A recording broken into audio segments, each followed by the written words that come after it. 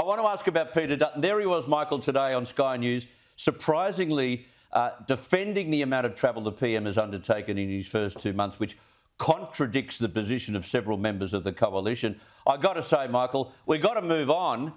There are bigger things to focus on right now, including what's going to happen into this very weird configuration in the Senate. That's the game now. Forget about where he's been and whether he should have gone there.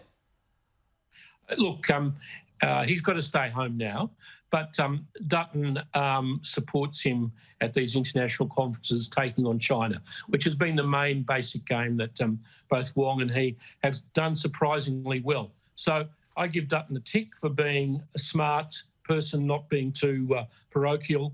And look, I think the message from the general public and from you in the media is, Albo, stay home and deal with these problems. Perhaps you can explain to the poor old Greens that company tax and resource rent tax from all of these huge energy projects we have helps pay for social security and education and the NDIS. The spot price of coal, I just looked at it before the program, is $393 a tonne. Do these poor dumb Greens want to sort of have no revenue to fund all of the worthy schemes that the great country Australia funds? That's exactly right. These are the questions they should be asked on the programs that they appear on.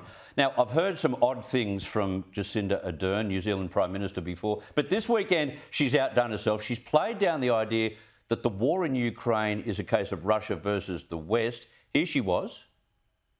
But in taking every possible action to respond to Russia's aggression and to hold it to account, we must remember that fundamentally this is Russia's war. Let us not otherwise characterise this as a war of the West versus Russia, or democracy versus autocracy. It is not. Climate change must be a foreign policy priority. While we all have a concern, and rightly so, about any moves towards militarisation of our region, that must surely be matched by a concern for those who experience the violence of climate change. Has she not looked at any picture out of the Ukraine? Has she not seen what's about to go on in the Indo-Pacific? And it's got to be matched by the priority of climate change. Hello? Well, between her and Bat, you've picked some crackers tonight, Smithy. I mean, I don't understand the attraction to this woman. I don't think she's all there. I don't think she's very bright. I think what she's doing to New Zealand is highly problematic for their economy. I just don't know why anyone gives her so much attention or weight as to what she says. This is insane. What is going to happen if China invades Taiwan? What does she think we're all going to do then? What happens if China ends up, Papua New Guinea is 4 kilometres from our borders. What does she think everyone's going to be worried about then? It's not going to be whether or not everyone's sitting around kumbaya, patting themselves on the back because they've legislated ridiculous emissions that, at the end of the day, from both New Zealand and Australia's impact, are going to make zero difference, while China powers ahead to take us on potentially. Can we just leave her alone? Exactly. Leave her in New Zealand.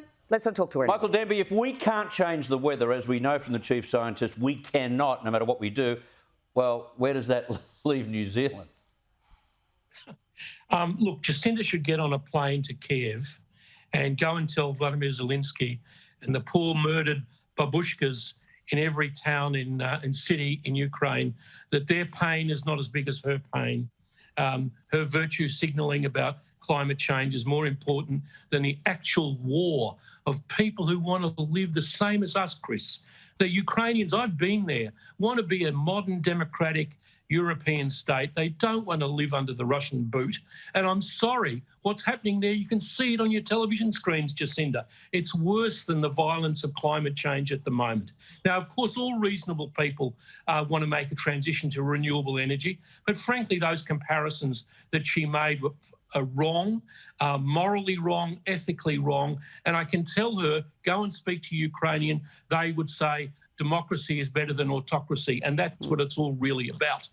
Well said. And maybe she should go there. She's one of the few leaders who haven't gone to Ukraine. But you're right, Michael. That's exactly where she should be going. Thank you very much. Enjoy your time in Thailand. And obviously it's business, not pleasure, Michael, is it?